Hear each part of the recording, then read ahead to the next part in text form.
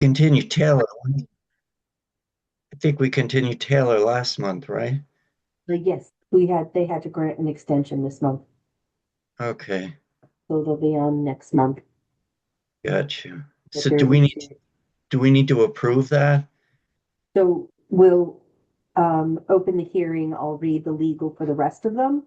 And then Yeah. you could just go in order of the agenda and make a motion to continue, that they've asked for continuance. And then when we get to 7 Pent Road, the same thing. But Okay, like I said, if they wanted to just let people know that at the onset that they will be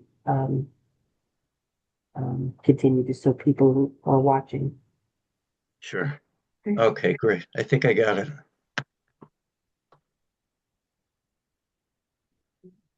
And we just need Dennis, and then we should be okay.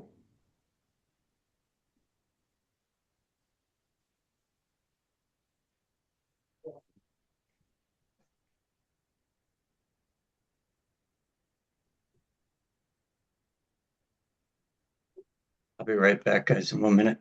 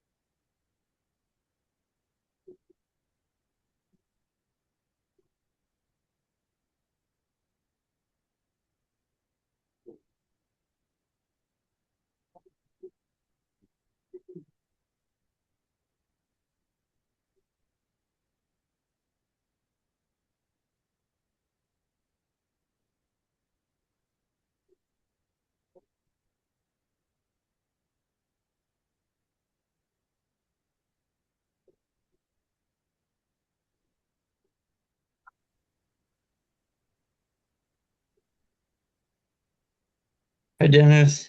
Hey, hello. Hey, Dennis. Hey, John. Give me 1 minute.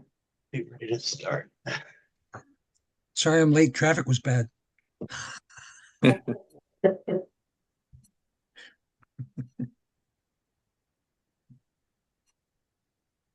All right, so I guess we got everyone, right? Yes. Okay, so we'll go ahead and start. Oh, hey, Dylan. Um, so I'd like to call to order the regular September 11, 2026 Zoning Board of Appeals regular meeting. August Um, 11th. oh, I'm sorry. The August 11th, 2026 regular ZBA meeting. I'd like to introduce the board. To my left is John Zayer. My name is Rich Gilbert. Dylan Stella's to my right. And then the bottom of my row, I have Dennis Crow. And then our zoning officer, Maria Patola. Um, just like to remind everyone of a couple things. 4 votes are needed for an application to be approved. In accordance with state statutes, a simple majority is not sufficient. And actually, this evening, because there's only 4 board members, the decision has to be unanimous. Um, uh, our ZBA officer will read the call of the meeting as advertised in the publication. After the applications have been read, anyone who wishes to withdraw or postpone his or her application is free to do so. If no one wishes to withdraw or postpone, we will go forward with the applications in the order in which they have been advertised. When the application is called, the applicant or his or her representative will come forward and state their name and address for the record and nature and reason for the appeal. Any and all items, plans, or pictures shown to the board are considered exhibits, and all exhibits must be left with the file. After the presentation is made by the applicant, we'll entertain questions from members of the board and then questions from the audience. We will also have, after that has taken place, accept presentations or statements either in favor of or opposition to the particular application. Please be sure to state your name and address the first time you speak and your name any subsequent time you speak. Once the application has been heard, we'll close the public hearing portion of the application, and the board will go into deliberations with the seated members. You're free to stay, but as tempting as it may be, you should not make any further comments, even if you didn't think of something you should have said or wish you had said, but didn't. We're not permitted to take any testimony after we close the public portion of the hearing. And in most cases, we'll make our decision immediately. I'll now call on our ZBA office, our zoning officer, Maria Patola, to read the appeals to be presented tonight. Thank you. Legal notice, Madison Zoning Board of Appeals, Madison, Connecticut. Notice is hereby given that the board will hold a public hearing on Tuesday, August 11th, 2026, beginning at 7 p.m.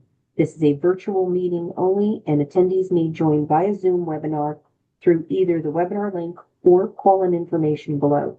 www.zoom.us, webinar ID 92002722103, password 3888818, or call in 1-646-558-8656. The applications to be heard.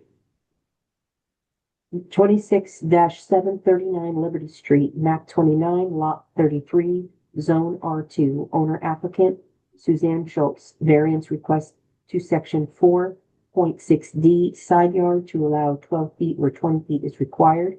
Section 13.0A6 to enlarge a non-conforming building to raise a portion of roof. Application includes a coastal site plan. Application 26-8 for Madison Avenue, map 17, lot 28, zone R3.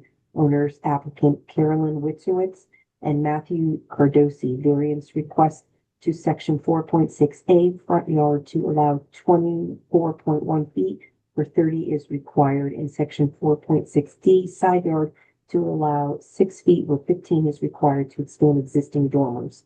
Section 4.8B to allow for 1,367 square feet of coverage where 1,352 square feet is allowed for an open porch, and section 13.8.0A6 to enlarge a non-conforming building. Application includes a coastal site plan. Application 26.9, 7 Pent Road, map 18, lot 3, zone R5. Owners applicant Nick Anderson and Riley Kopaluda. Variance request to section 9.2B, accessory buildings to allow 2.7 feet rear setback and where 2.7 rear setback exists and 9.5 feet is required, and to allow 3.3 side yard setback where 3.3 side yard setback exists and 15.5 feet is required, and to allow 3.4 side setback where 6 feet is required, and section 13.0A6, enlarge a non-conforming building to demolish and rebuild an accessory dwelling unit with a raised portion of roof and pergola. Application includes a coastal site plan. Application 26-11, 888 Summerhill Road, map 151, lot 16, zone RU1, owner Michael D. Johnson. Applicant is Madison Historical Society. Variance request to section 5.4F, minimum yards to allow a 17-foot front yard setback where 40 is required for installation of a generator and 2 above ground propane tanks. Copies of these applications are available for inspection in the land use office. Further details on how to participate in the webinar are posted on the Town of Madison website, www.madisonct.org. Written correspondence can be submitted to the Land Use Department by email at landuse@madisonct.org, or dial 203-245-5631 for assistance. Dated the 17th day of July, 2026, by Maria Toral, CEO, Land Official. This was published twice in the source, once on July 30th and once on August 6th, 2026. The first application, 26-6, 51 Taylor Avenue, that legal notice was read at last month's meeting, opened and continued. And just to make a note, these sections are, some of them have the old numbers, and some of them are the new numbers from when we ordered our regulations. Thank you, Maria. You're welcome. So first thing I'd like to do, I understand application 26-6, 51 Taylor Ave. We granted them a continuance with the July meeting, and now this month, because there's only 4 of us, they've requested another one. So I would like to motion that we grant a continuance to next month for application 26-6, 51 Taylor Avenue. I get a second? Second. Any discussion? All in favor? Aye. Any opposed? Okay, so that passes unanimously. So we'll hear that one in September. So now I'd like to call whoever's going to present for application 26-7 for 39 Liberty Street.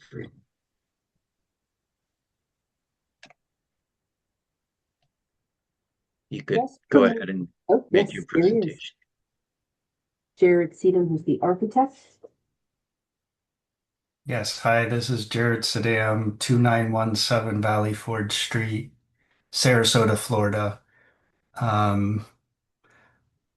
My client, I didn't really prepare much formally to say here, but the client has a home that was built in the 1800s prior to zoning, and wants to basically lift the plate on the back addition of the roof, lift the plate height minimally to gain a little bit of headroom in his master bedroom, and also to create a better structure for the roof system, and to create a cavity to be able to insulate more adequately than it already is insulated. We're not expanding the footprint, but because this enclosed space on the back of the house is within the setbacks, because the house was built prior to zoning, that's why we are requesting approval from the ZBA on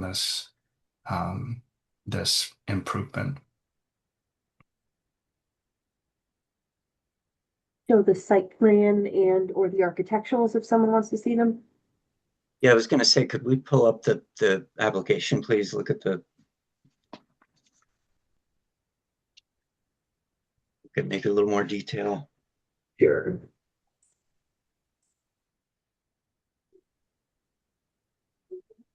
This is the site plan.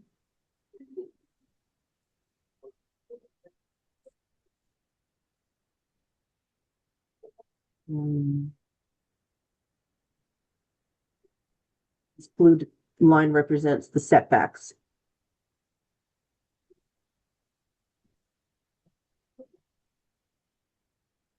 And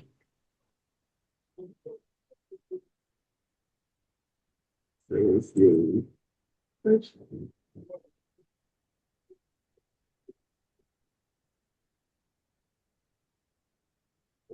Yeah, so you can see that second story. I don't know if it used to be a porch that got enclosed at some point, but if you look at the floor plan, you can see it's almost where 2 rooms were kind of merged together to create the master bedroom. So part of the master bedroom has ceiling heights that are like 7 feet tall, and then the other one has lower ceiling height that kind of slopes down along with that roof. And I think because the roof was probably a porch roof at some point, it's understructured, and it doesn't give him enough insulation space to really insulate the space. So that's the existing, those are the existing elevations. Um, and you can see what he's wanting to do. Um, Is this it? Am I on the right? yes, that's correct. So it's just formalizing that back facade, adding some architectural interest and giving him, you know, cavity space for insulation, um, and, a consistent ceiling height throughout the master bedroom. So we feel like we're aesthetically improving it, and we're not increasing the footprint at all. This is strictly over the existing foundation and replacing the existing shed roof structure. Um, but because the house was built before zoning, we're in those setbacks, so that is why we're where we are.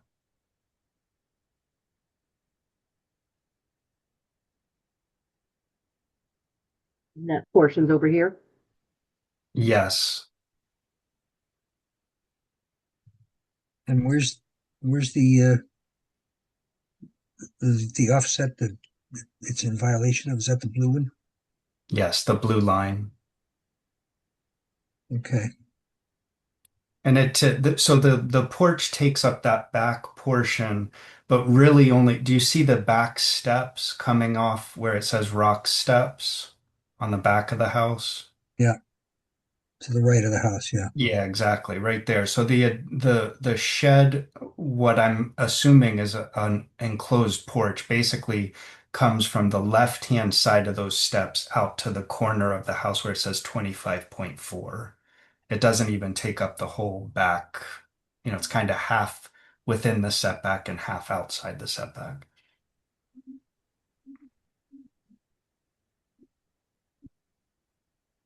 Mhm.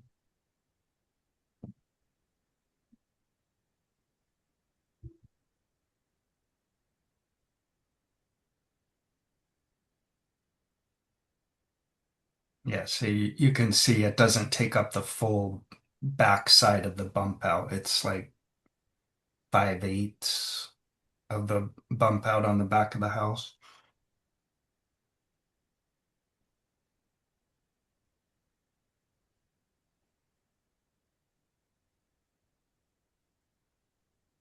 So in other words, you can't really see this from the front of the house from the Liberty side street No, side. sir. I mean, you might catch an oblique view of it as you're driving Mhm. down the street, but Yeah, yeah, no, you'd have to really look. yeah.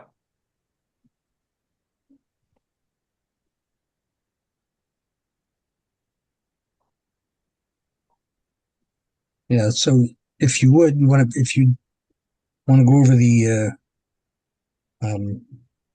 back to the application, go to the hardship information and discuss that for us. That's, we need hardship in order to grant a variance. Everybody seems to forget that. Well, So, I'm claiming that the hardship is that the house was built prior to zoning, so no matter what the owner wants to do to improve anything on the outside, he would have to go to you guys for approval. because it's not something they can reposition elsewhere. Exactly. Yeah, yeah, it makes it tough. And he just wants to, he wants to beautify the house, and increase, the value, but without increasing the footprint. I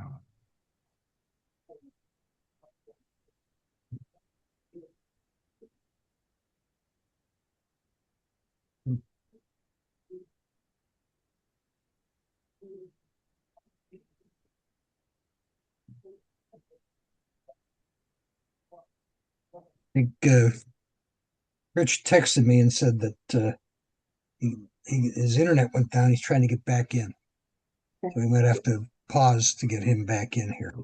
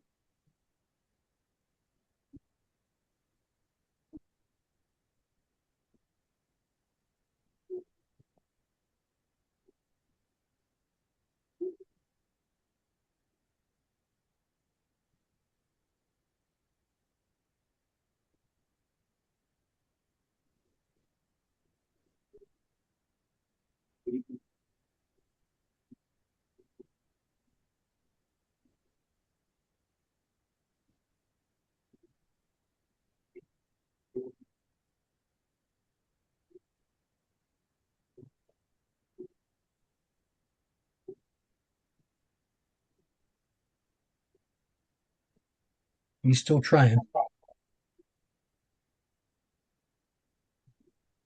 The wire's down somewhere, but it's not in his neighborhood.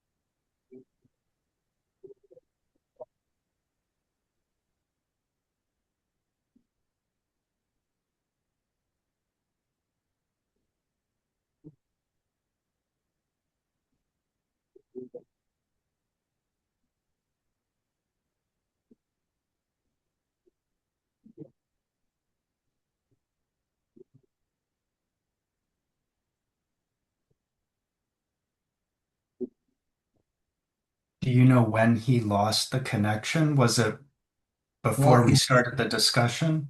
no, he was in on that, but he texted me at 7:18. So we'll have to find out where he Okay. Okay. got dropped off. He had asked to see the, plans, so Oh, right. he was on it for that. Right.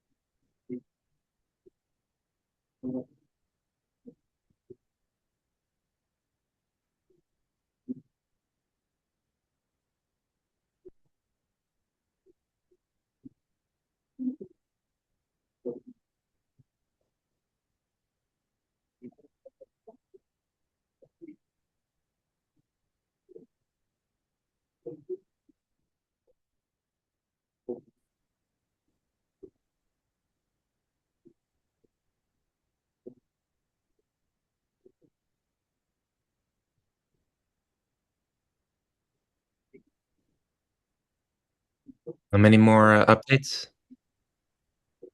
No? Nothing yet. Well,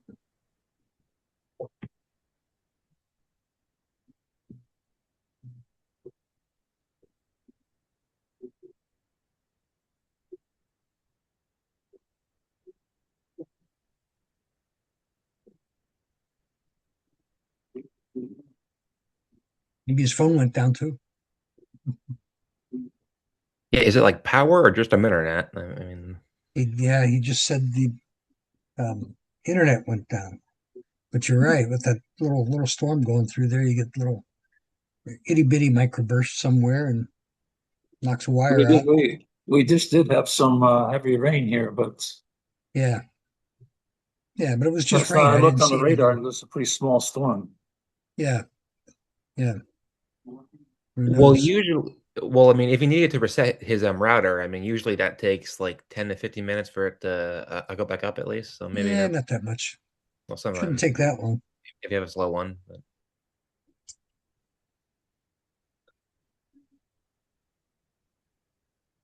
Seems to take that long.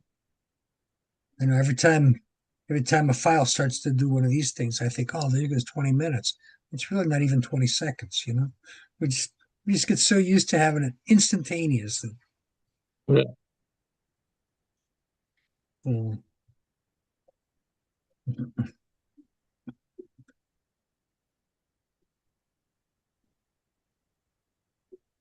it's kind of funny. You can be carry one of these things out on a boat and you can find where the rocks are and so on and what the current winds are and the tide. And meantime, you can call the wife and tell her, oh, the tide's bad. We're going to be late, you know, and then you hope you hit mute before you say, we're going to the bar, right?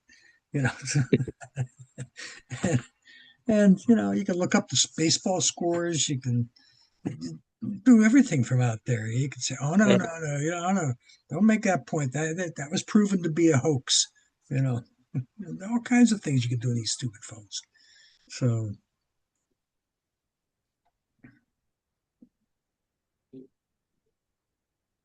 they're pretty amazing.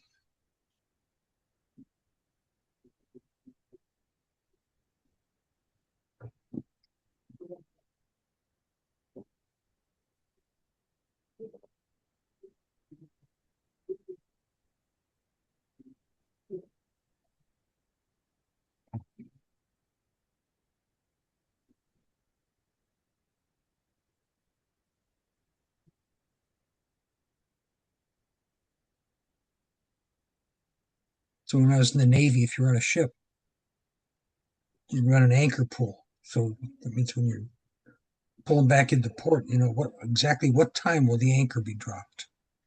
You know, 7:21 a.m. or 11:14, whatever. And it's just like any other betting pool, right? So I'm going to run an anchor pool on this, an internet pool, I guess. So,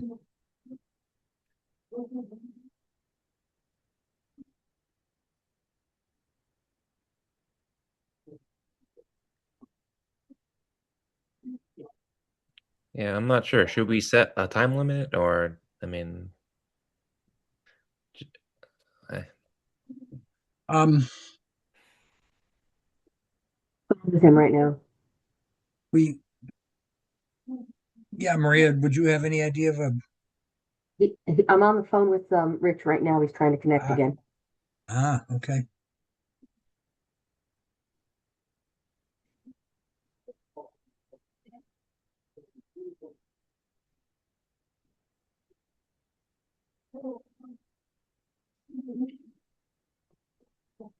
Uh, um,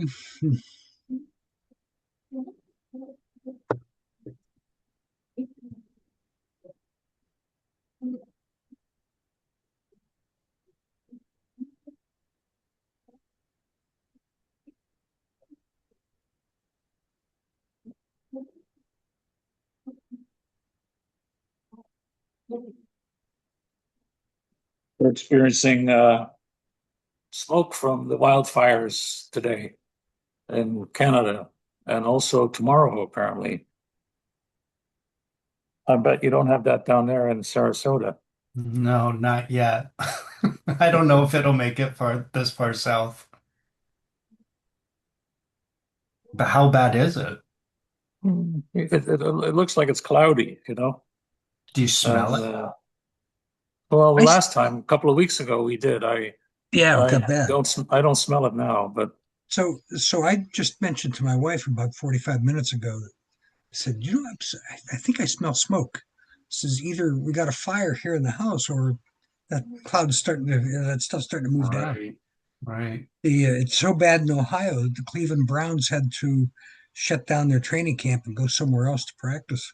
No kidding.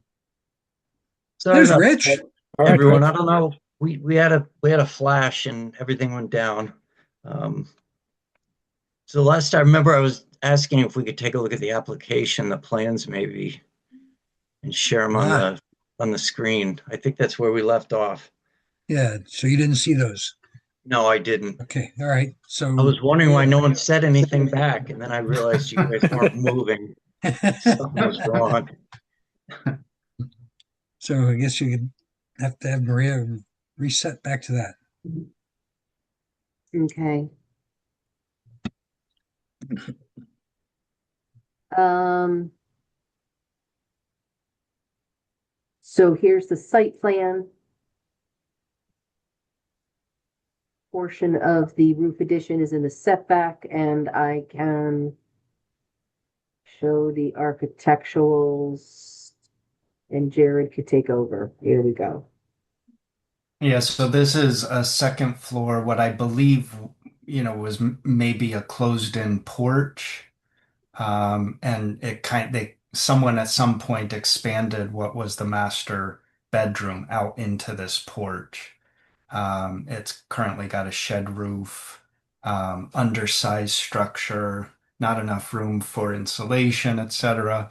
And the owner just wants to basically lift that plate height up.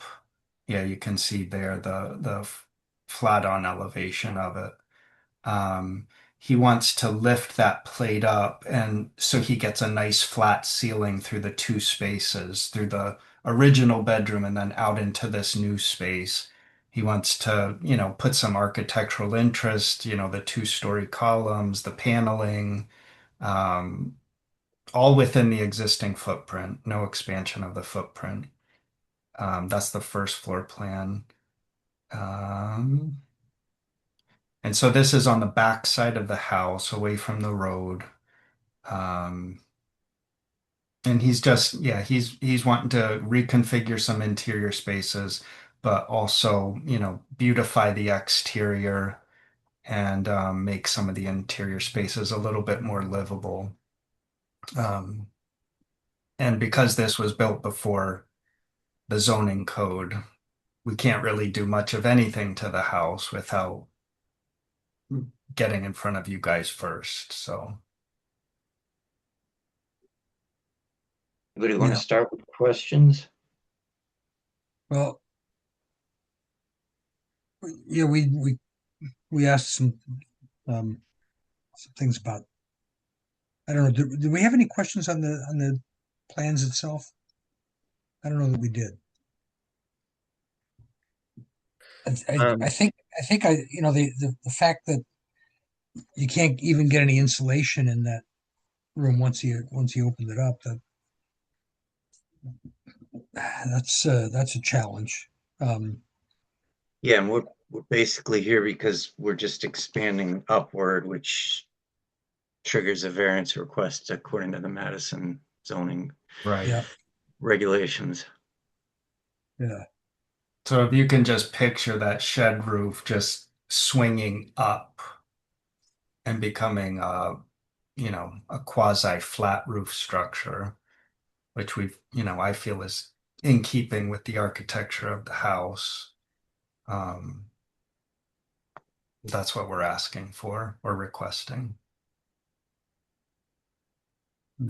yes, I just how structurally necessarily would you say the variance is, right? Like if we if we had denied DRM variance, right? Like, why couldn't these improvements be made with the existing plate height? I'm just Well, right now I think the plate height in there is at like 5'6" or 5'8". Um,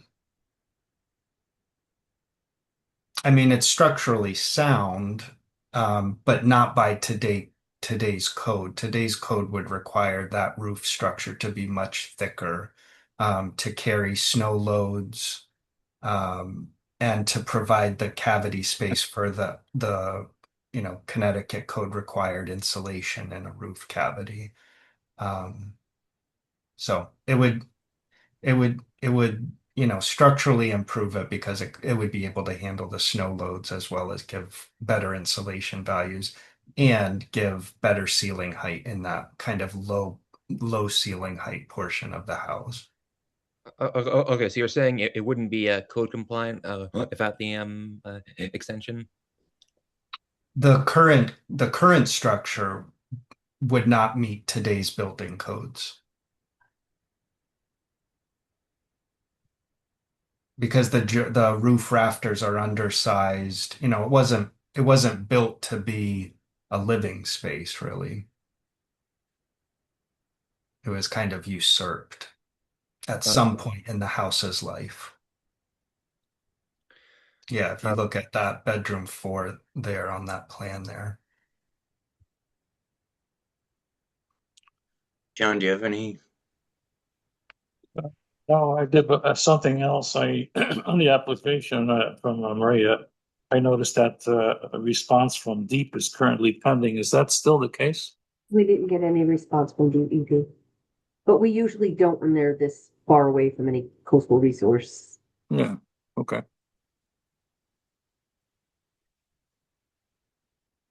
Any other questions, Dennis or Dylan? So I did ask him earlier, asked Jared earlier to go over the hardship statement that was on the front of the form, and he went over that. But I think he should do it again now that you're back on. Yeah, that'd be good. Thank you. Yeah, I mean, the hardship is just the fact that this house was built prior to the zoning code being established. So almost the entirety of the house is outside, or I guess within the required setback. So any kind of improvement that anybody wants to make to this house, you know, would result in a ZBA process. So that's the hardship. He just wants to improve the house. We're not expanding the footprint. And Right.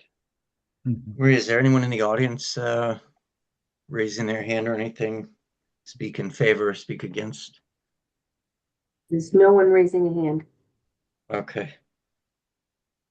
he Any other did, I questions? don't know if you guys saw that he did receive a letter of, I don't know what it's called, from his direct next door neighbor, which I think she's the neighbor that would see this improvement the most out of any of the neighbors. And she wrote in a letter of, Or not approval, but she's for it. The next door neighbor at 35 Liberty Street, there was a letter. Oh, yes, we submitted a letter online from Christine Yeah, Christine Payne. Papp Hmm. at 35 Liberty Street. Any other questions from the board? And no, Jared, any other comments you want to make? I don't think so. Okay. In that case, we talked about the correspondence from the neighbor. No final questions, and Maria, there's no hands up from the audience. So I'm going to motion we close the public portion of the motion that we close the public portion of the hearing and move to deliberations. second. Discussion? All in favor? Aye. Aye. And since that was unanimous, no opposed. So who would like to, Dennis, you want to start? I, I take a look at the hardship statement, and it just makes sense. I mean, they're trying to put something in there that makes the room usable. He said it's the ceiling line of the plate is only 5'8" right now, and that's it's kind of hard to use that space. And more importantly, it's hard to insulate it so that it's then use winters and everything. And so it's a relatively minor change to the profile of the house without getting into the footprint at all. And it seems like it's not a dreadful hardship, but then it's not a dreadful incursion into the space either. So, um, I don't see any reason to oppose it. Okay. Thank you, John. I agree with Dennis. I took a look at the property. This is a very deep lot. So the changes also being made to the back of the house don't affect anything else really. So I would support the application. Dylan? Yeah, I basically agree with what I was said, so far. If it was if it was a more intrusive variance, I probably want a better legal justification. But as it stands, just because of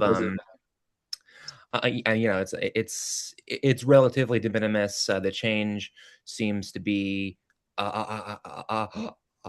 logical, and it like the increase benefits the structure. It allows for easier installation. So yeah, I do think that so I mean, I guess the only thing is I think is just having a house that predates zoning in and of itself, right? Like if nothing else isn't a hardship, you do need something more. And I think you could probably use just the fact that because the house predates zoning, right? It makes like this addition. I mean, essentially, or really any addition, essentially impossible, right? So I think that's the key there, right? You need the logical justification as well as just the fact it predates zoning. So that's what I would so that's where I would say the authority lies. But it's a de minimis, so like I wouldn't and as a result, I would accept that relatively, I guess, weak legal justification. So I would support it. Yeah, I was going to bring up the de minimis standard, which you just did, so I'm not going to repeat. And then I agree with what Dennis and John said. So I'm not going to repeat those either. I'll just say I agree with them in the reasoning. So anybody do you guys want me to motion or does someone else want to do it? I can give it a try. I'd make a motion that we approve application 26-7, 39 Liberty Street, for a variance request to section 4.6D, for a side yard allowance of 12 feet where 20 feet is required, and section 13.0A parentheses 6 to enlarge a non-conforming building to raise a portion of the roof, under the conditions that the changes be made in accordance with the plan. And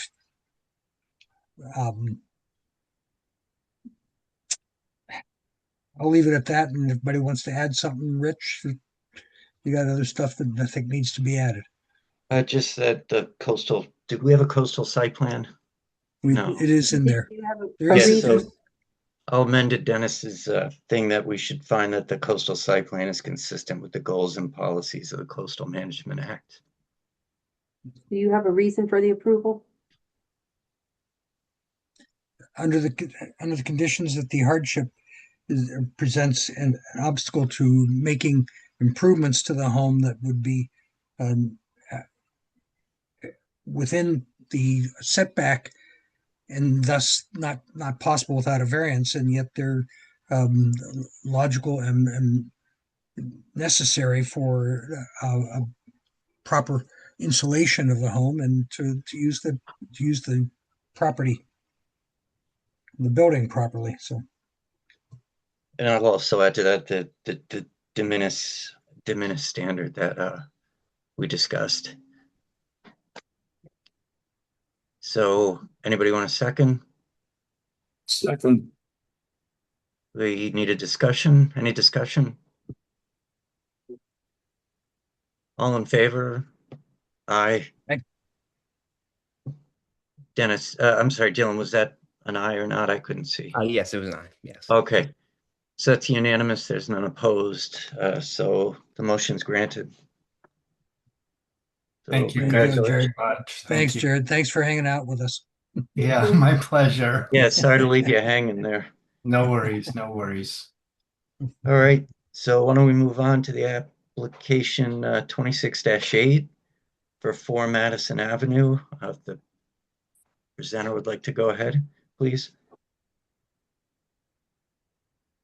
You will be rejoining as a panelist.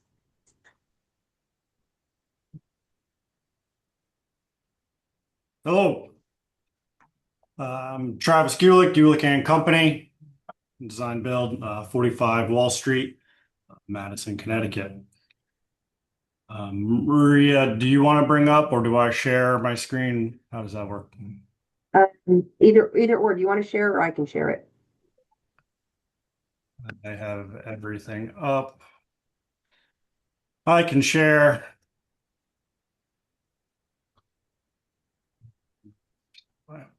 Just the screen. This property is 4 Madison Ave on the corner of East Wharf and Madison Avenue. So we have 2 front yards.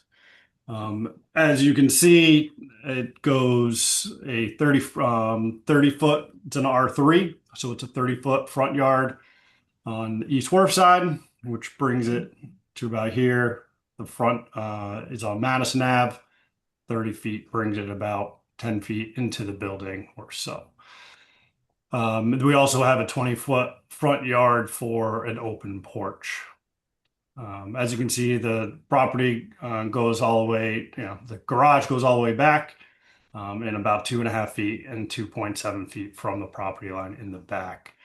It is about a 6,000 square foot lot where 20,000 is required in an R3. It was built in 1940. It was a small Cape house. And it's a quite undersized lot for the area. If we're looking at stuff, and we're just going to bring up the front of the house, some photos.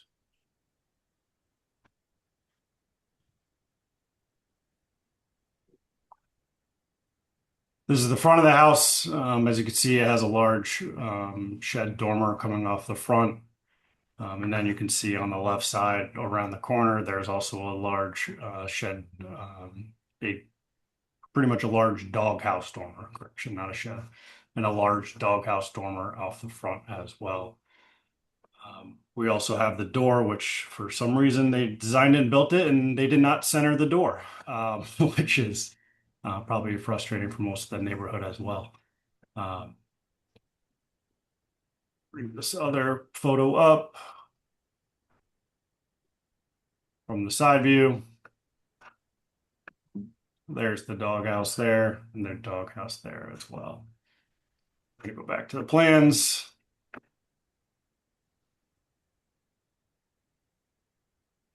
So we're looking to create more usable square footage. With all these Cape houses, we don't really want to be taking off the roof, raising the roof off to give a lot more room on the inside. The knee walls are about 5 feet, so you have there's a lot about a usable square footage, livable square footage, closest to the exterior walls on the first floor. So what we are proposing is to be putting a shed dormer going across the front on the main house and then on the garage as well. This allows a lot more usable square footage to have the exterior walls go almost the length of the house You can see that we're still keeping architecturally pleasing. We're not asking for any floor area. We don't need more floor area, so this really just kind of is aesthetic and functionality on the inside. We'd centered the door, but we're still keeping it set back from the roof line, in from the sides, to still really kind of keep that Cape House look. And then additionally, we realized when we were doing the front shed dormer that the side dormer over the garage, which it does not count the floor area, it's not even above 7 feet. Aesthetically, it just didn't look right, just keeping one doghouse on that side. The hardship we have is we have 2 front lots, 1940 build, 6,000 square foot lot where 20,000 is required. Obviously, with the 30-foot setback going almost about 5, probably about 8 feet into the building right there, it doesn't really lend to do any updates to the front of the house. We are looking for, additionally, with moving that front door, we're looking to add an overhang in the front. When everyone come home from work, come home from everything, getting out of the rain and adding a little architectural pleasing aspect to the house. We are proposing a portico that is about 30 square feet. That only half of that counts as coverage, but that does fit within the front yard setback. So we are not looking for front yard setback variance for the porch. The front yard it's about 24. Let's see, the front yard to allow 24.1, where 30 is required. Side yard is 6 foot, where 15 is required. So we have about 6 feet from the property line to that shed dormer on the left side, or on the west side of the property. We are looking to add about 15 square feet of coverage, adding the portico. That is the one request.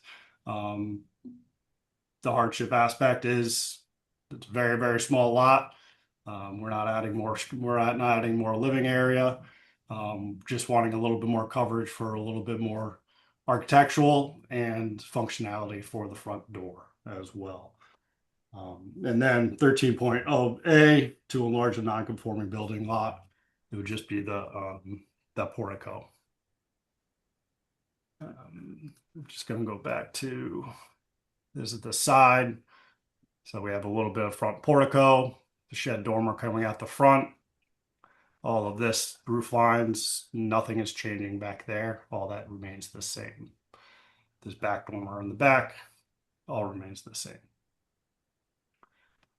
Travis, is the footprint, you were saying it was just that? It's just the portico. Okay. So Just the rest front is portico, just, that little teal area, that's the only thing that would be changing on the footprint aspect. right. And the rest of these variances are getting activated because you're raising things.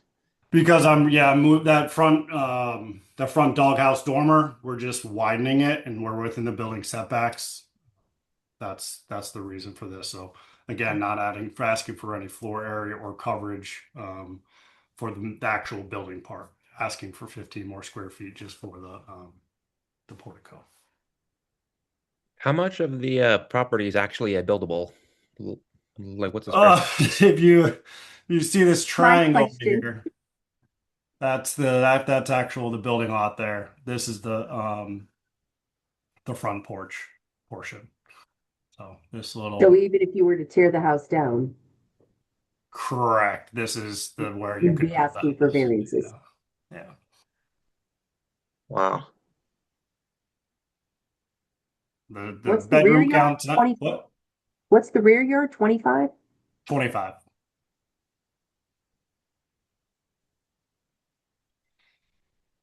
So it's no bedroom counts changing, no septic's changing, not really no site work besides the front steps and the front portico are really the only site work that's going on this property. Travis, do you mind just very briefly reviewing the coastal the site plan? Well, Just can the I back highlights. up a section before we go there? Oh, of course. Travis, can you go to the application print out there and go over the hardship again? Bring that up and go over it. The project summary? Project summary where you have the hardship section. Da, da, da. It's on the application form. Yeah,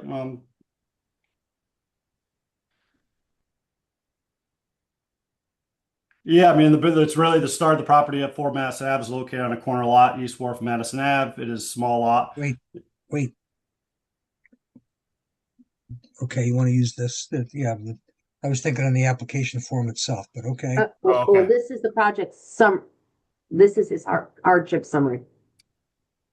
Okay, Am I sharing my screen still? I'm it gonna says have to go- projects. I stole your screen, I'm sorry. Okay, I was like, hey, how'd you do that? The hardship information, is that more where you're looking at? It's a 6,950 square feet, 95 square feet lot in an R3 where it's required to have 20,000 square feet. It also has 2 front yards, like you saw on that.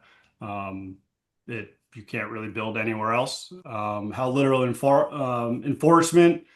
Literal enforcement of the regulations will restrict the homeowners to do anything to the front of their house and take advantage of the existing footprint. And I think So that that's in the form that I was asking about. That's not on this page. So yeah, that's what that's why I kind of figured. Yeah. That's why I went back to that So- application. The biggest aspect is that the Maria, house do you want to bring that part up?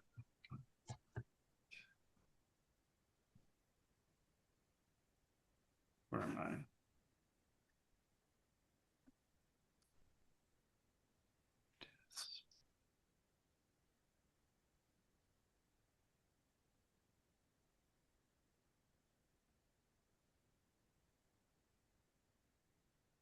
Okay. That right there where your cursor is. Mhm. Yeah.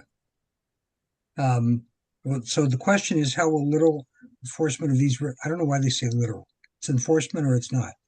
Enforcement of these regulations result in exceptional difficulty or unusual hardship. And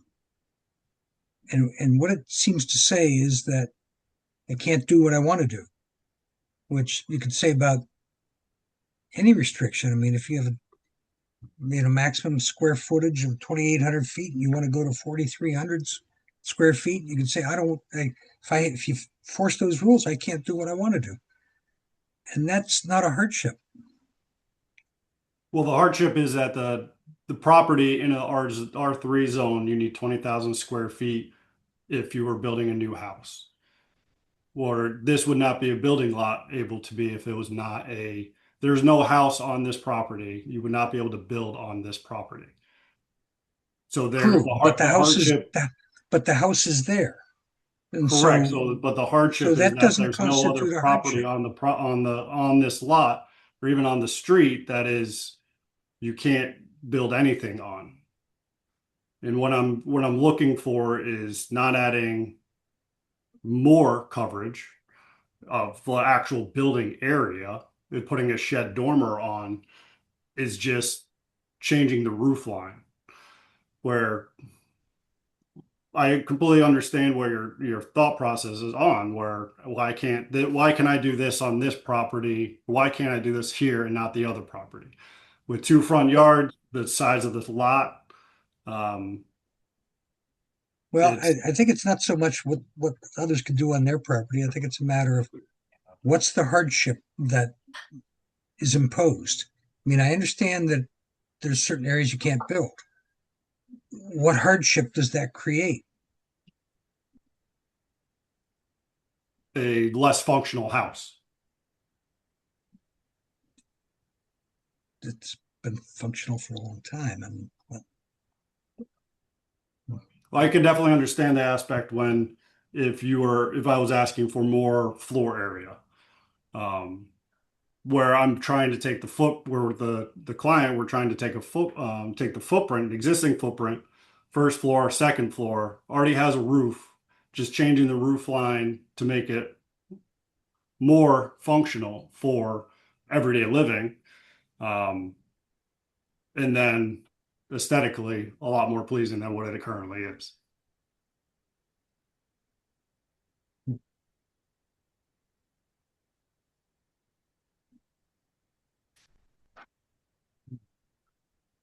Okay, I'm struggling with that. John, Dylan, do you guys? I think the hardship question was answered better in the summary. I'll read the whole summary. The Prodbury at 4 Madison Ave is located on a corner lot on East Wharf Road in Madison Ave. It is a small lot on the 6,095 square feet in an R3 zone. In the current zoning regulation, the minimum lot is 20,000 square feet, therefore a lot smaller than required. Due to it being on a corner lot, there are 2 front yards, 1 side yard, and 1 backyard. This is the property that have a very small building area and that is not in a setback. We are proposing to remove an existing large gabled dormer on the front of the house on the second floor and install a full shed dormer.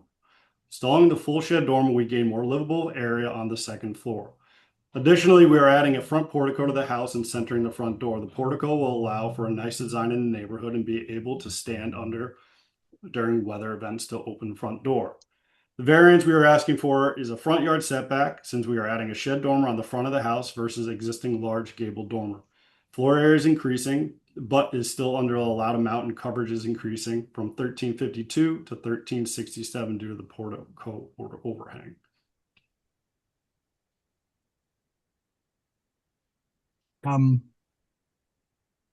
Wait, I'm sorry. I thought you'd said floor area was not increasing. We're increasing the floor area, but we're not asking for more than you're allowed. It's increasing, but it's within the allowed limits. Yes. So he doesn't have to ask for a variance for it. Okay.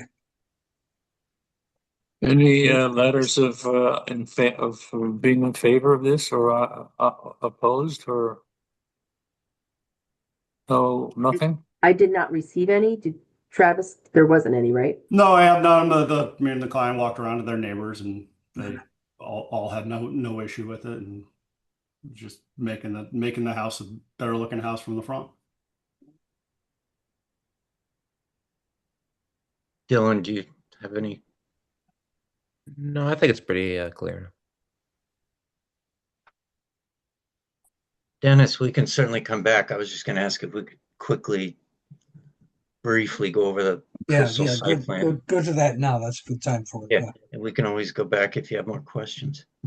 Travis, would you mind, please, just a very brief summary of the coastal site plan? Read from the staff report, or I mean, if you just want to give us a very quick rundown, just so we review it, maybe if you have any highlights or anything.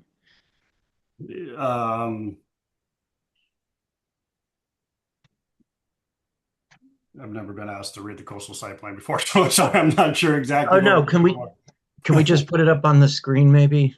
Because we are supposed to review it, so maybe if we just put it on the screen and you know, that's all. I just I want to make sure It begins coastal site plan review. There we are. And there was no response, you said, Maria, to this? No response when yeah. Do you have a There's no ground impact, and it's so far from any coastal resource. Okay. So that's why there's probably not a lot to, okay. All this not applicable. Yeah.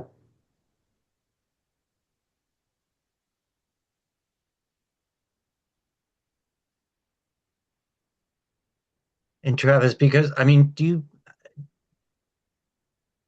because you're just adjusting roof line and stuff, do you even have to make any special considerations for the, like that construction material that traps the No, because I'm not changing. I mean, the only aspect is I'm adding a little portico overhang, but it's negligible.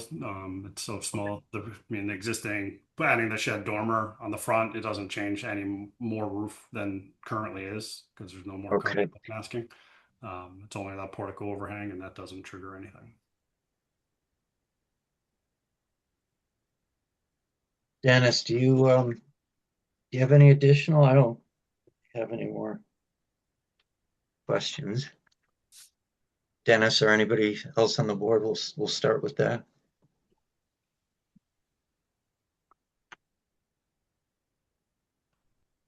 Okay.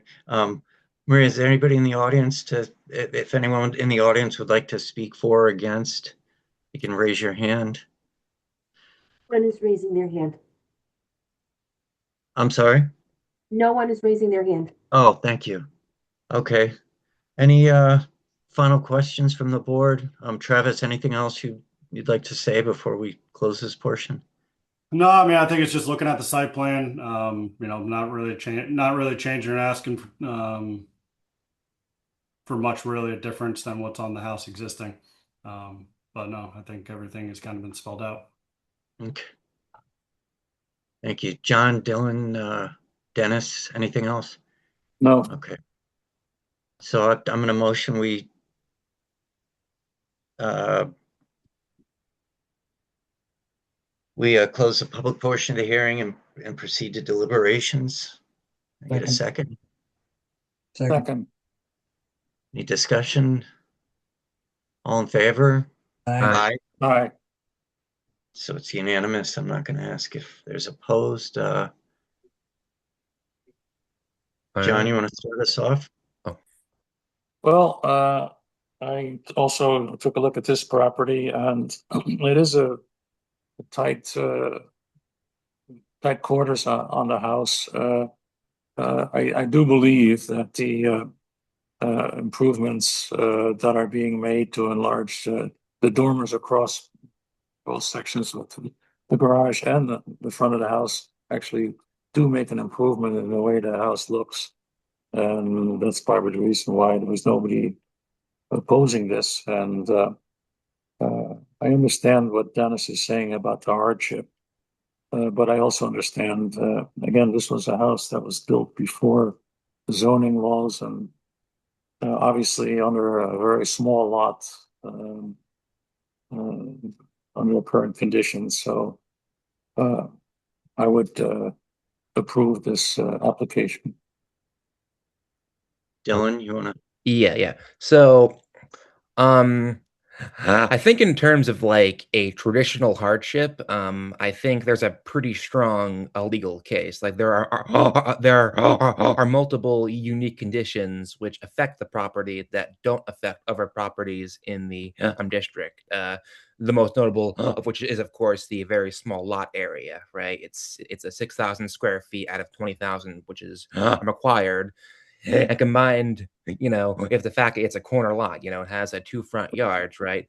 It's going to severely restrict like where where you can build on the property. It's a very small, a buildable area.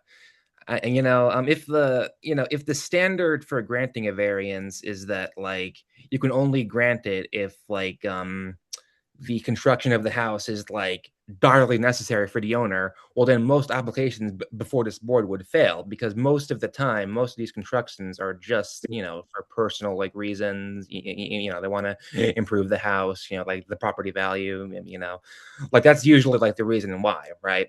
So I think we have to, in a case like this, we have to look like where the legal side is, right? Like, and I think in this case, right, you do have like unique conditions that affect particularly this parcel in particular that don't affect other parcels in the district. So I think on that basis, and the fact that the construction isn't like obscene or anything, it's on that basis, I would approve it. Thank you. Dennis? Well, I'm not sure I agree that on the history of the approvals in the past, but because I think that it's not a lot of the changes are not just people want to improve it, that but then again they do want to. So whether in fact there'd be no reason for them to come at all if they didn't want to improve it. But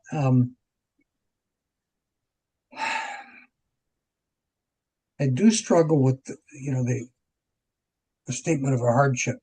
The dormer is actually understandable. The door is, I can understand why you would change the door. They don't need a variance for that, but the dormer is certainly understandable.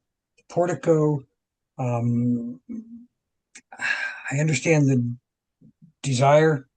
I think that's partly where I struggled. But because I can't say that there's another place in the property where you could put it if it wasn't restricted.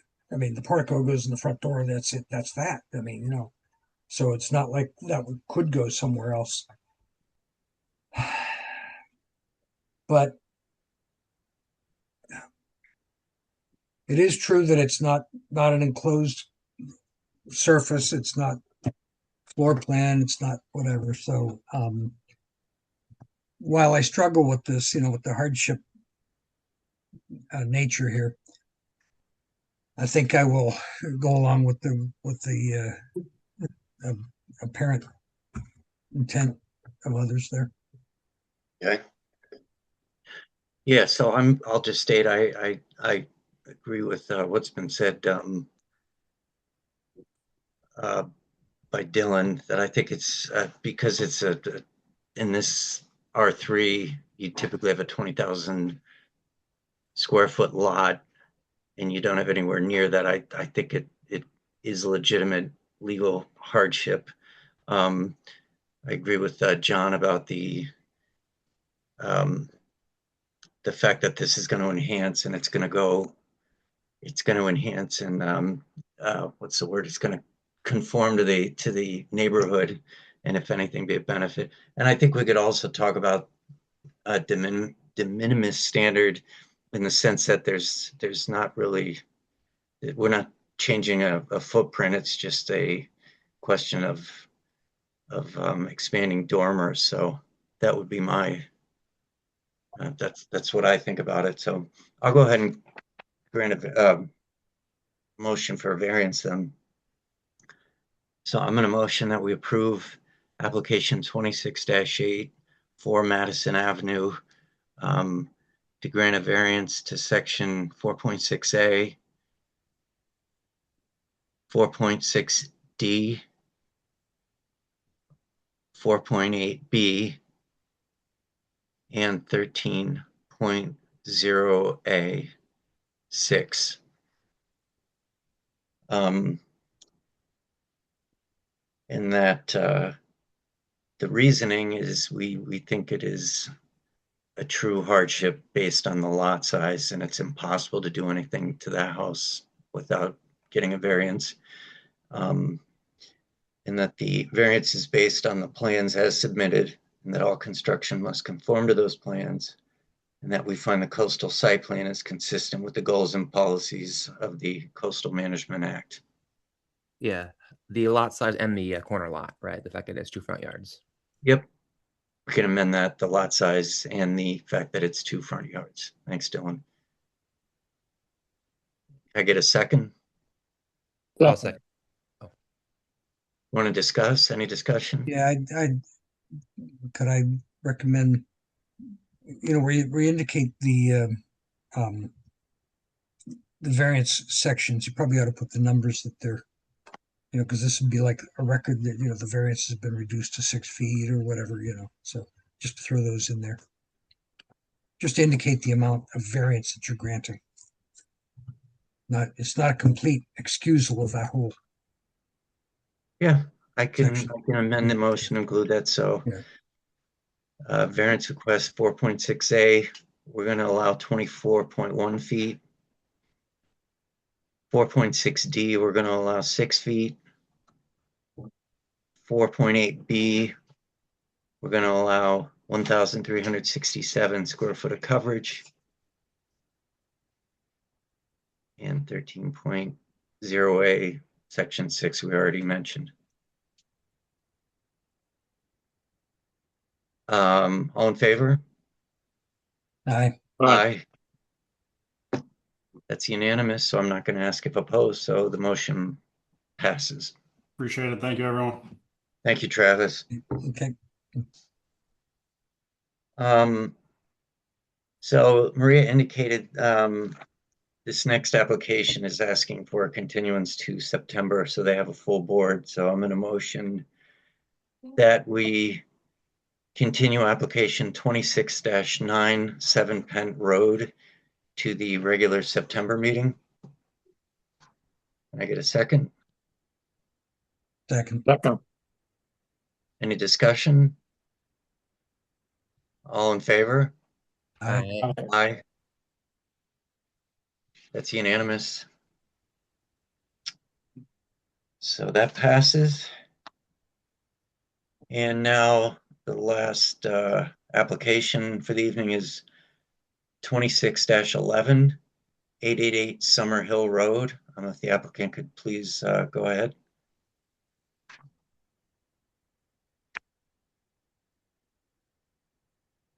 Hi, I'm Mark Edmiston. I'm a board member of the Madison Historical Society, and I am not a lawyer and architect, but we are helping Michael D. Johnson in applying for this variance to have a generator established on his property, a property that he has agreed to will to the Historical Society. So we have a future interest in what happens here, and we also wanted to help him because he's a major supporter of our society. The idea is that there's a barn as well as a house on the property. The house is no longer occupied, currently occupied. The barn was built replacing an older barn a number of years ago, and the power from the street comes into the barn itself, and then it goes from the barn to the house. So it doesn't go directly to the house. He would like to place the generator on the west side of the barn. That would be the side facing the street, which is Brunel Hill Road. Thank you. And apparently, and he was not aware of this, but apparently in 1993, in the survey that was done for the town in 1993, the stone wall 20 feet from the barn is now determined to be the property line. However, there's another 25 feet between the property line and the street. That property is not owned by, as far as we can tell, anybody. In fact, Mr. Johnson believed it belonged to him. He owns the property across the street as well, and a number of other properties around there. There's only 2 other houses within 500 feet. We have notified them, and in one case, the owner has given us a written report saying that he has no objection to it. This is all part of the Summerhill Nursery process, which he is also, as he ages, is looking to preserve that land for the future. The reason for the generator is that the building is no longer occupied, and their concern is that as winter comes on and storms, the power may very well go out, and it could seriously damage the building. If with the generator, it would give us the electricity and be able to notify other people at the Historical Society that that we have a problem and that we can go up and start dealing with that. The barn has 2 main entrances. It's used for storage of farming equipment, tractors mostly. It has the 2 large entrances on the front and back, the north and south side of the building. And on the east side of the building is a man-sized door and window.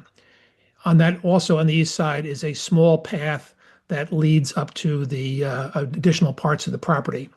And if the hardship on this particular case is that the only place where we can easily place this generator is on the west side without closing doors or sealing up part of the barn.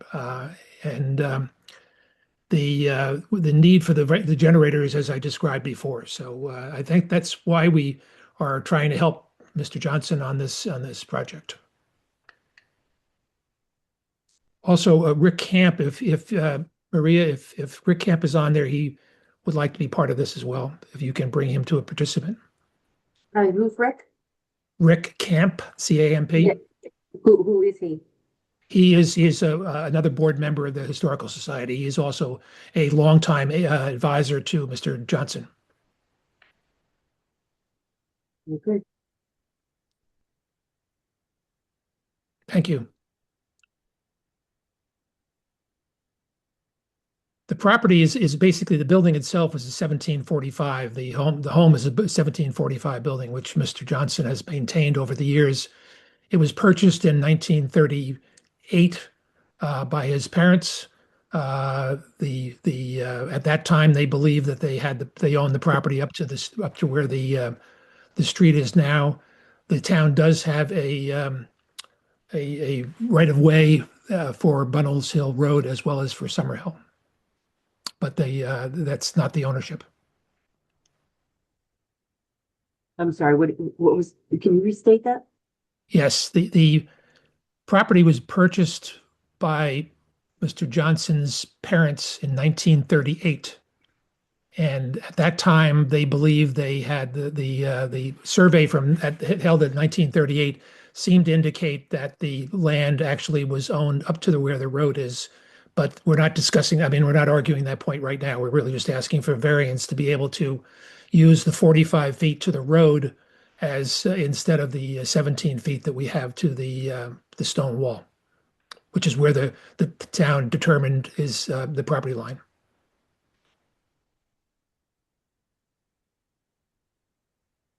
So this barn was rebuilt several years, just a few years ago, right? I believe it was 2019. Okay. There was a barn on the property there, but this is new, all new. Great.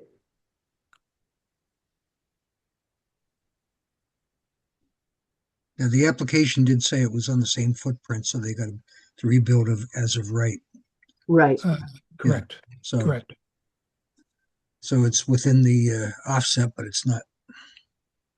Right. They rebuilt in non-conformity. Yes, they have that right to do so. Yeah. So do I understand correctly too? So the house is not being lived in, and he intends to donate it to the historical site, but that hasn't happened, and the regular zoning board would have to approve. Correct. Correct. That was it is in his will. He's 95 years old, but it is his will, and it would not be transferred to the Historical Society until his death. Way wills work. So let me ask you, is the electricity that goes into the corner of that barn there from the street, is that powering only the barn, or does that power the house too? Powers the house. as well. Powers the Yeah. house as well. It has an underground, From the backside of the I was up Yes. there and I saw it looked like there was an electric outlet line going yes, out Yeah. the east side and then down into the ground. There's So it no goes into power the house. to the house?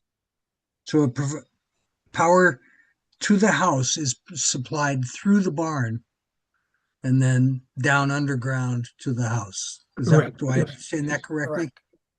And so therefore, if you've got plumbing or anything in the house, that's the need for a generator Correct. Correct. in case of a power loss for a couple of days. Yep. Sorry, I'm just confused. There's no meter or power on the house. There was no electricity in the house, or the electricity. What happened when there was no barn? The meter is on the barn. The wire from the street comes into the barn, and the meter is on the barn, and then through an underground conduit it goes to the house. The Okay. house itself does not have a meter. Okay. So there's currently no electricity in the barn. I mean, in the house. No, there's No, there electricity. most certainly is. The power that comes into the barn and then it powers the house directly. I mean, through an underground And the conduit. house is not. Yeah, it's just the opposite of what most people do, where they bring power to the house and they power the Right. detached garage or shed.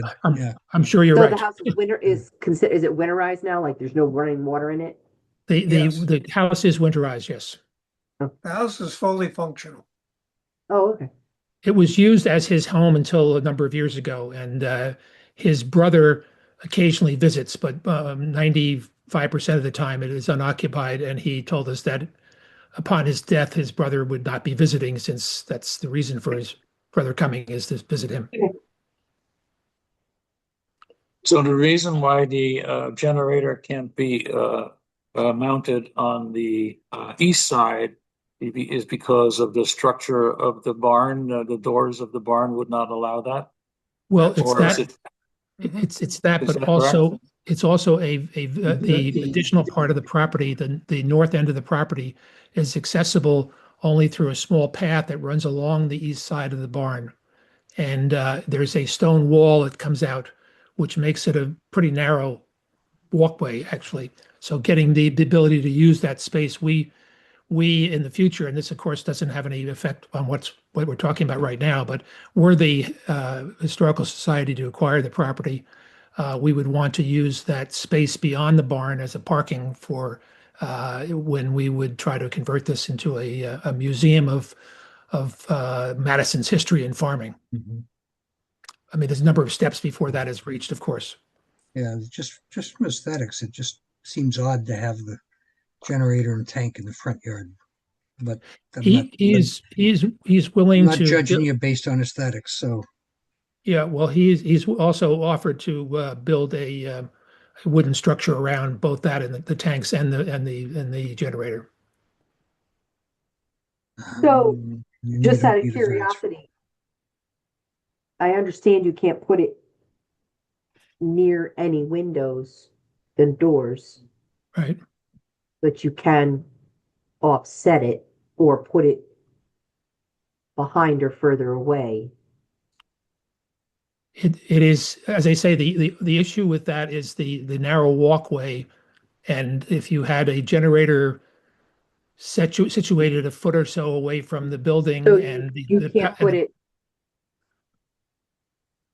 That's a stone right wall. where you have your where the little hand is where the walkway begins, and it goes up along the east side of the building, straight up into an open area up here, which is what we would, as I say, would be using as it's really just grass right now.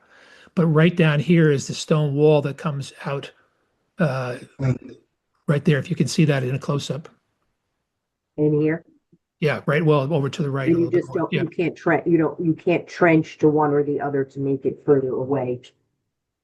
No, Uh, because there's also a swale that to the east side of the barn. There's if you look about 6 feet, 7 feet to the east side of the barn, there's a swale that where the lawn is higher by probably eventually about 2 to 3 feet. So you've got essentially a little culvert that you can walk along that's level that reaches what would eventually be a parking area where that 888 is in the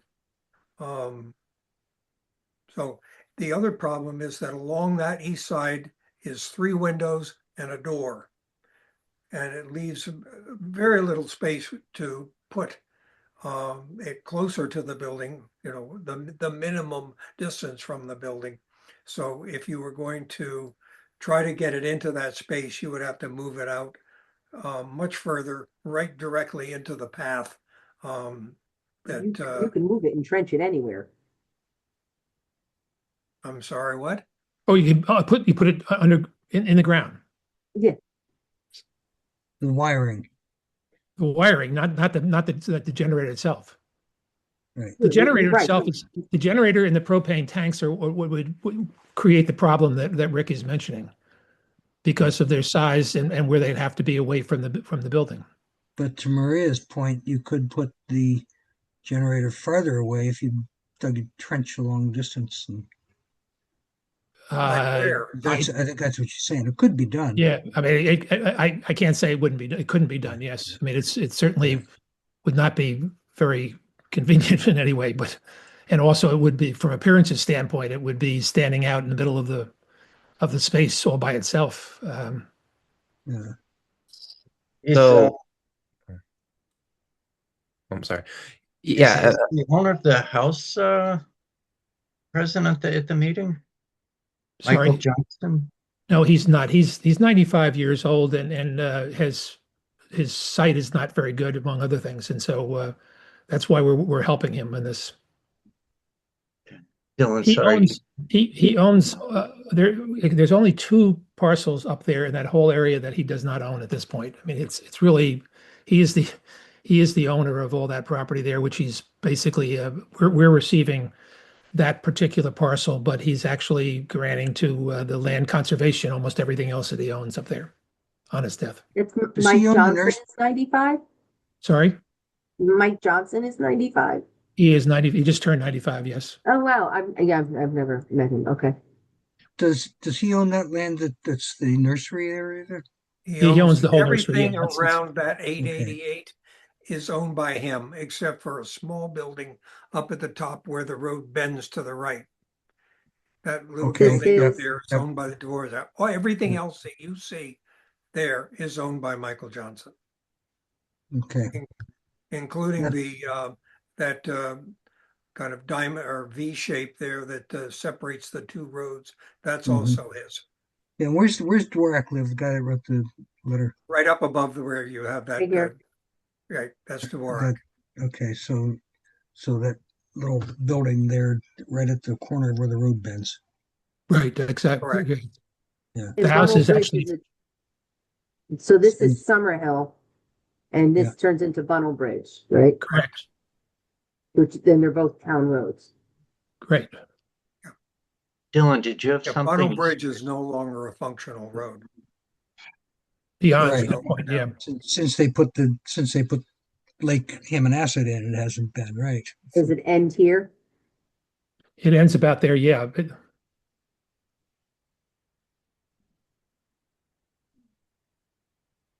Dylan, you had something? Yeah, I'm sorry. I guess my question, like what I'm wondering is, if we didn't grant the variance, right? Like, what would be the consequence? You need to put it somewhere else, and it would impact the functionality of the barn, or you wouldn't be able to build a parking lot. I'm just wondering, what's the main hang up there? well, I think There really He's is no not- other place to put it. there really isn't another place to put it. As was said before, it goes up a hill right beyond the east side of the barn, 2 or 3 feet going up. I mean, it from a practical standpoint, the best place to put it is right next where the power comes in from the street. It is also, from an aesthetic standpoint, probably the best place to put it as well. If you put it elsewhere, it would be essentially a standalone structure of some sort. John, do you have any questions? I did take a look at the property, and this is a very remote area of Madison. I live there. There's literally nothing around the house or the barn.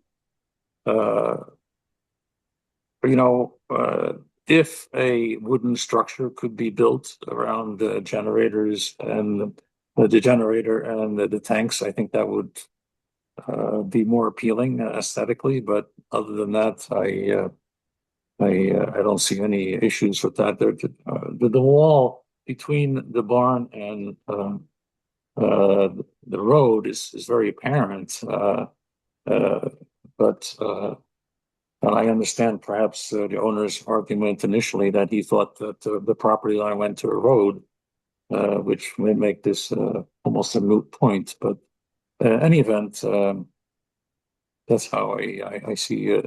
I see it, and I would support this proposal. Mary, are there anybody in the public left You did get a that wants to letter. speak One person. for? Oh, somebody has their hand raised. Hold on, somebody's raising their hand. If you could state your name and your address, please. Mine is Rick Camp, no. 192 Scotland Road, you- Madison. Whoever the person who raised their Zel- hand. Oh, I'm sorry. Zelda. Um, Zelda. he got one from both of the neighbors. I know he got one from Doric, and he also got one from the property owner to the south. And that was I'm sorry, I'm drawing a blank. I don't have the letter in front of me. So the person in the meeting, The person put their hand down. I have no idea. so whoever Zelda is, would you like to speak for or against the property? not the property, the variance request?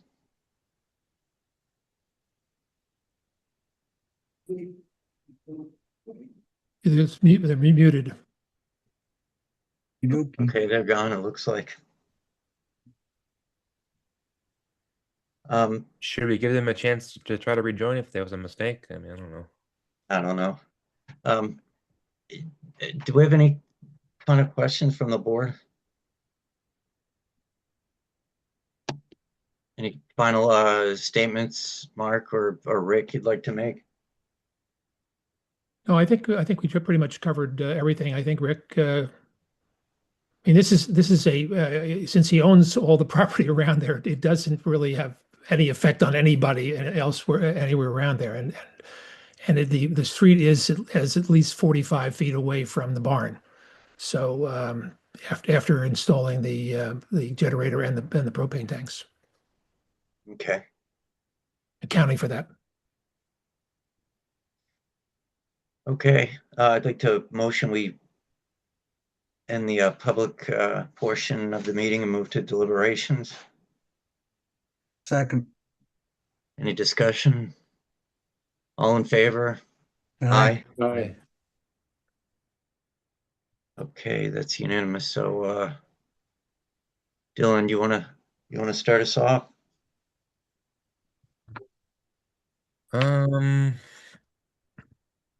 Yeah, sure. So I guess I basically agree with what John said before we closed the meeting. I think you can have a legal justification here, right? Like, I mean, yeah, it'd be pretty tough to put the generator on a different area of the property. Yeah, it's a remote area.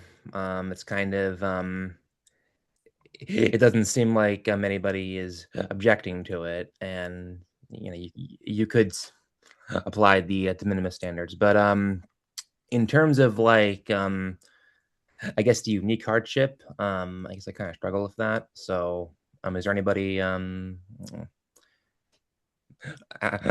don't know, does someone want to make a stronger case for it? Because I'm a little undecided there. Well, so I'm gonna say I really think a lot of this is hypothetical. He plans to pass it on.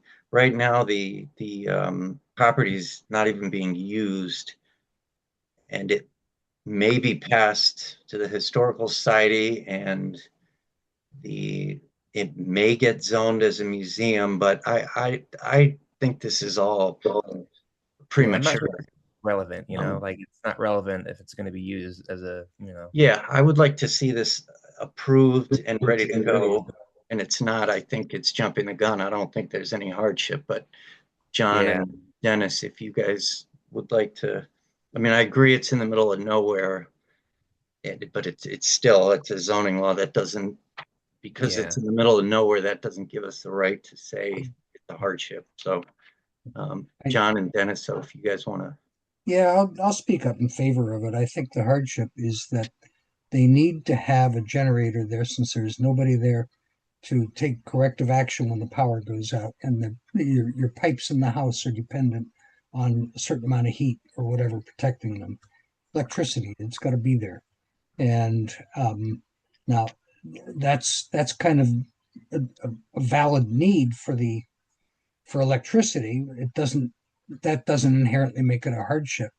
The hardship comes in as to where they could otherwise put this without some undue hardship. I mean, I was up there, and because I actually live about a mile from there, but at any rate, the problem is as they said, there's an opening, a walkway, if you will, between the barn and some elevated land. There might be a wall built into it there, or whatever.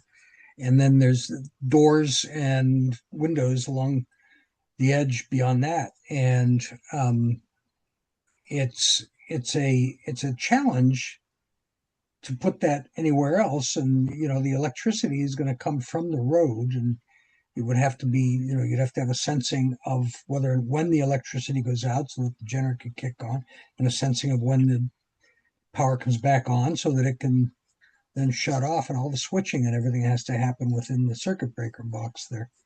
And you could end up with, a couple 100 feet worth of wiring. And I think that's an undue hardship there, is the amount of distance you would have to cover. The only other option would be to completely reverse the process and put the generator by the house and have it sense all the way through the house and through that conduit that goes underground, and you'd have to dig it up to get the wires through there, and it's still going to be prohibitively time consuming and expensive, and I don't think the house is going to be protected in that time. I see this as a rational solution to a problem. So Yeah, well, I definitely agree on the rationality part, right? Like, I think it is probably, the most logical place for it. I mean, I guess the thing I would want is like, what aspect of the property in particular? Is it just the fact that, like, based on where it was constructed, like on the lot, the pre-existing non-conformity makes it so it's hard to build anywhere else. Like, yeah, good point. like Yeah. I tend to like want to see something like that relates to the property itself, So Okay, I mean, so you're right. I mean, it's possible you could just do excavation of that area that's blocking, that's beyond the Keep path. in mind, That's and to keep in mind, to Dylan's point, the hardship has to do with the property, right. the uniqueness of the property. Yeah. Yeah. So, and the property does have, that obstruction there to the right, to the east of the path, which I suppose you could excavate and remove it. John, what do you think? Yeah, I can understand that argument that's being made. Um, the barn does have the meter on the outside, on the west side, which would be the source of the power. But I could see how I was not able to look behind the barn on the east side, so I don't know exactly what that looks like, other than what the gentlemen are describing. So I'm going with the assumption that the elevated portion of the east side makes the placement of the generator in the tanks impractical. For that reason, the request of the variance to place it on the west side. But I don't have an answer other than to say that the east side of the barn is not a practical area. But as Dennis said, you perhaps can get a excavator in there and find a way to move the wires underground from one side of the barn to the other. But I really don't have an opinion on that.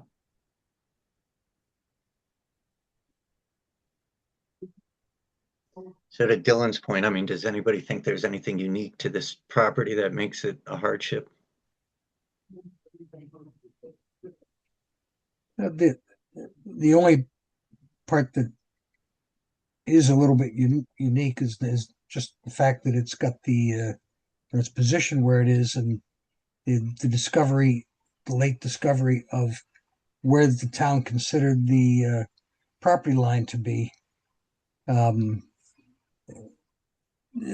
It's kind of. I mean, I think position. I think position is something we could use, right? I mean, Yeah. I just want to, Dennis, I'm not sure what your question is. If the town didn't have a late discovery, the town knew where the property line was because they rebuilt this barn in 2019. 2020. Yeah, 20. Right. Okay, it said on the And we application knew 2020. we knew that it was But they pre-existing rebuilt it. non-conforming then. they rebuilt it under an as of right.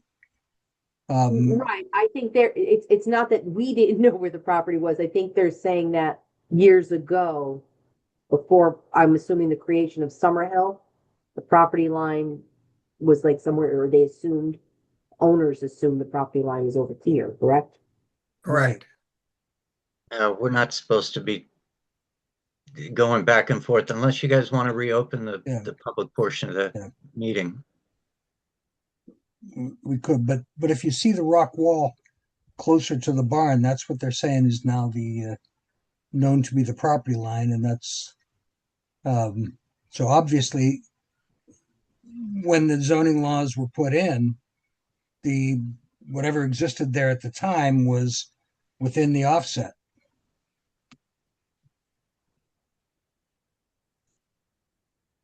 Now, that doesn't mean that the property itself doesn't have other opportunities for this. Not inherently. I mean, it doesn't inherently mean that. So maybe that's the right answer. If is that, you say no, you got to do it somewhere else. Get an excavator in there and dig up that area that's restricting your path, and then go underground right back to the barn and go put another conduit up next to the one that goes to the house. It's possible. Dylan, any other? Or John? Yeah, if we do grant it, again, I would like something that I guess at least references the position of the property. I'm in the hardship. Like if we can't, I'm like if there's not an aspect of the property itself, I would have trouble granting some variance. So I guess I'm undecided, but I guess leaning towards not. But I mean, we'll yeah. So that's my position right now. Dennis, John, anything else? No.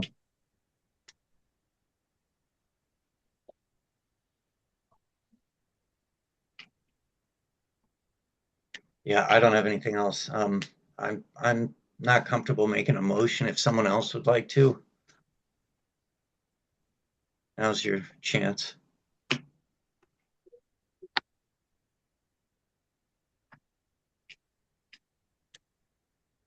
Owen, you want to go for it?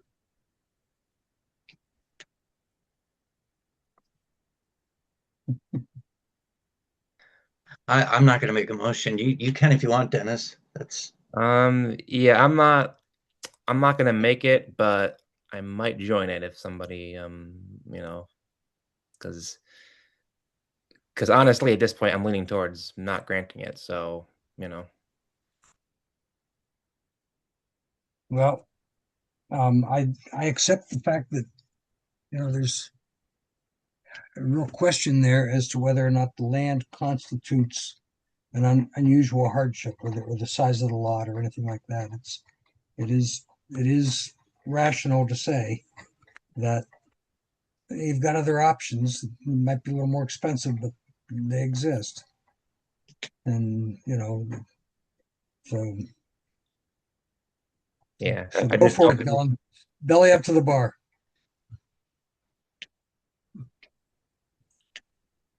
All right, I'll make a motion that we deny the variance request for what was the number 26-11 for 188 Summerhill Road, where they wanted a variance to section 5.4F minimum yards to allow a 17-foot front setback where 40 feet is required. And the reason is that the installation of a generator and two above ground propane tanks could be done at some other spot on the property, and there may be wiring required to get it to the barn, but it's possible. Okay, so it's a motion to deny the application. To deny. Okay. I guess I'll second that. Do we need a discussion?